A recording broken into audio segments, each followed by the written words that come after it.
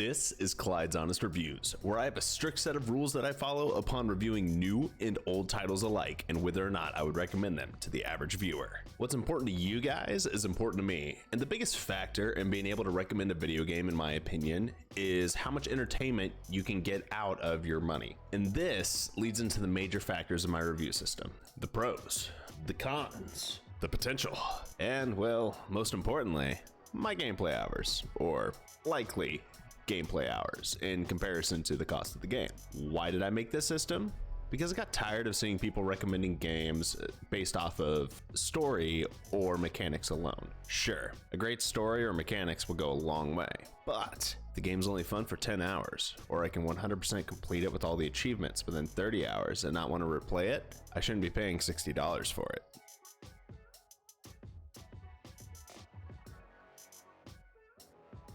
What's going on, everyone? This is Clydean Fair, and first and foremost, I want to welcome you all to the channel. We're going to be pushing the rest of the fluff and stuff off to the side for now and dig straight into the content, since that's what you're here for. Hell Let Loose is a squad-like World War II first-person shooter in which a player can join a lobby and wage war with up to 50 people on either team. In other words, it's a lot like the old Battlefield games. Players have the option of being able to select between US, Russian, or even German forces depending on the map.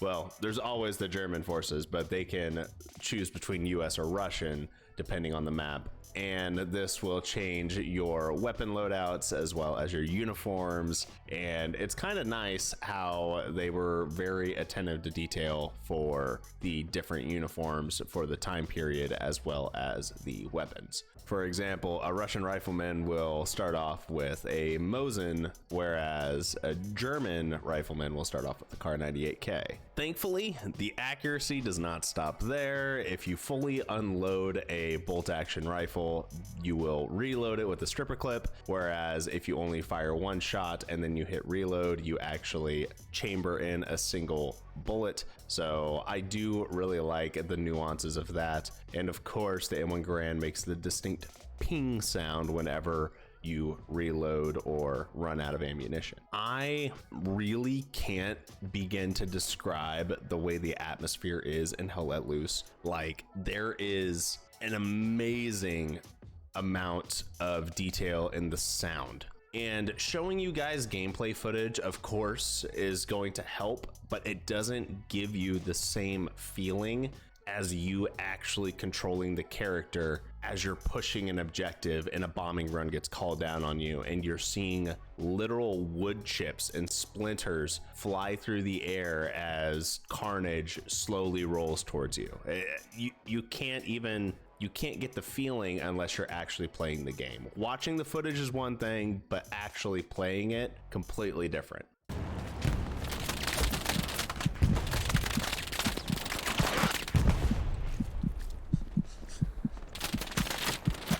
As of the recording of this video, there are currently 2 game modes in Hell Let Loose. One is Warfare, where the 2 teams proceed to control key objectives throughout the map. Each team starts off with control of 2 objectives on one side of the map, and then the central objective is neutral zone. Essentially, each team is fighting over the neutral zone to control it and then either push to the enemy HQ and take away all of the objectives that the other team has, or you have to hold the majority of the objectives when time runs out. The second game mode is actually called Offensive. So there's technically 2 different sides to this offensive game mode. One is offensive and one is defensive. Offensive, essentially the only way you win as an offensive team is you have to continuously push all the objectives, you never defend, and you have to secure all objectives within the allotted time frame, which is, I believe, 30 minutes per objective, and the timer will restart as soon as you get objective captured. Whereas the opposite, so defensive, you have to win by stalling out the offensive push. So you have to be able to hold any of your objectives for at least 30 minutes. And the timer will refresh whenever you lose an objective. So yeah, now the good news is you don't have to hold all of your objectives for 30 minutes, you only have to hold one, and as an objective gets captured, your next objective becomes capturable for the offensive team. There are currently 3 different squad types in the game and an individual commander role. Each of these squads have unique roles or loadouts that are available to the players that are playing in those squads. Now, I would really like to see a 4th squad type get implemented, but we'll circle back to that thought process later. First of all, we're going to start off with Recon. There is a hard limit of 2 Recon squads per team. A Recon squad consists of up to 2 people, one of which is a sniper, which is the only infantry unit that has a scope, and a spotter. The spotter's main focus is to act as a squad lead, place down outposts and garrisons behind enemy lines.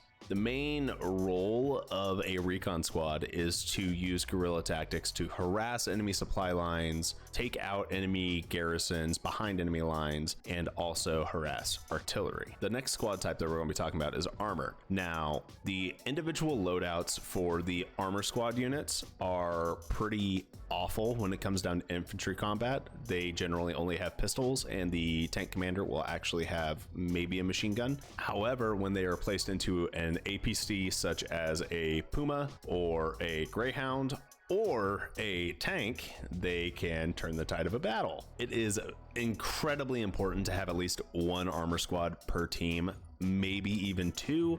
I would not go higher than 2 unless you guys have a ton of fuel in excess, or you have really good tank commanders that just don't die, because tanks are very expensive and resource intensive. It is also incredibly important to provide infantry support to tanks so the tanks can do what they do best, and that is carve a path through flesh and steel. Last but not least, we have the infantry. There are no limits to how many infantry squads there can be on a team. Infantry squads can consist of up to 6 people, and one of which should be a squad leader. Not always a squad leader, mostly because people will abandon a squad after they create it due to there not being enough squads. However, it's imperative that you have a squad leader. That way you can create outposts and garrisons and actually drive, push, and defend. The infantry squad type is very robust and well-rounded. You are able to tailor each squad to being a defensive squad, such as an engineer that will build fortifications with an MG that can sit inside those fortifications and guard a objective. Or you can go on to the offensive, where you have an engineer that uses a satchel charge to blow up enemy defenses, as well as an assault that has satchel charges, and the satchel charges both work for tanks and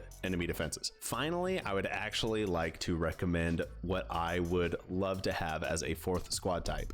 I would love to have a mortar squad type. And when I say this, I mean I would love for there to not be artillery in the game, and artillery gets transitioned into mortars. As of right now, anybody can sit on an artillery position in their middle HQ spawn and shell the entire map essentially, and they are very strong. Which means whenever a recon unit has to go harass artillery, they have to go all the way to the enemy HQ and then harass artillery there. And I'm not really complaining that from a recon player's perspective, but I think it would be a lot more fun if the artillery was removed and they got put into a mortar squad. And the mortar squad can consist of up to 3 or 4 people that would traverse around the map, set up mortar encampments within, 300-400 meters of an objective, and be able to shell that place. And it would actually take more effort for the recon to actually find the mortars. The mortars could actually move, and it would be easier for them to pick up kills, as well as implementing a new form of strategy and gameplay. All right, sweet.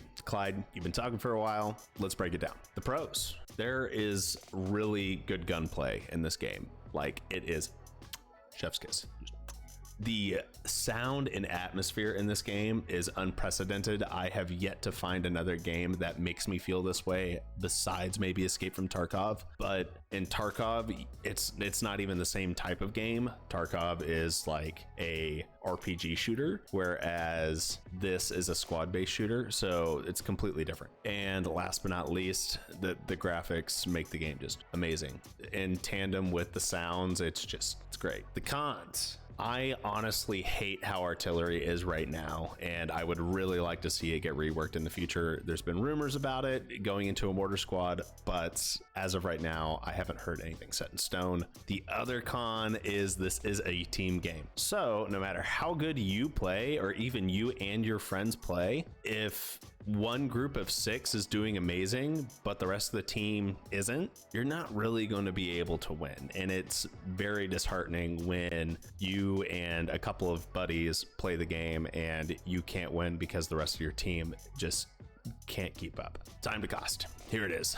The main factor, the bottom line, and the ultimate truth, your hour to dollar ratio. Hell Let Loose is currently on sale for about $30 without any discounts. In other words, its standard sell price is $30, which is a moderate chunk of change. That being said, 30 bucks for this level of shooter is a pretty good deal. Obviously, this game, since it is a match-based game, has a ton of replayability. There are tons of different maps, and by tons, I mean there's like at least 9 different maps. There's over 99 combinations of objective points for each map. So each time you play a map, it's going to feel different than the last time you played it. The map may be the same, but the objective combination will be different, most likely. And I already have over 250 hours in the game. Now, I've owned the game for a few years and I play it off and on with my friends, and it's honestly one of my favorite shooters, and it is my go-to shooter. And due to this being my go-to shooter, I know my hour count's going to rise.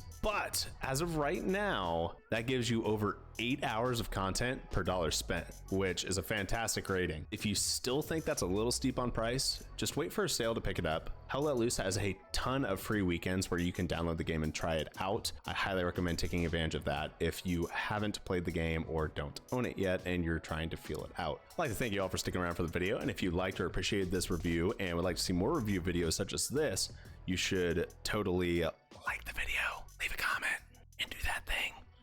Until next time, have a good one.